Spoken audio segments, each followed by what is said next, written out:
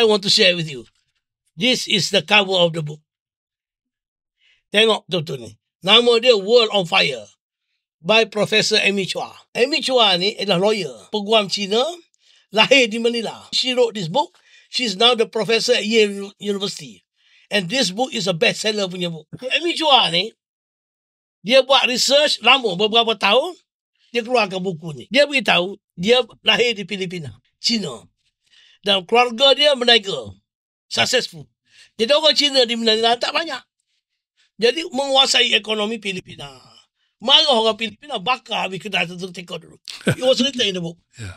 Dan dia buktikan pula apa yang berlaku di Indonesia. Yeah. Di Indonesia pun the same thing. Dia pergi ke South Africa. 6 bulan buat research. Dan ekonomi di South Africa dikuasai oleh orang India. Jadi orang Afrika bakar kedai India. Dan kita dulu berlaku 13 Mei. Yeah.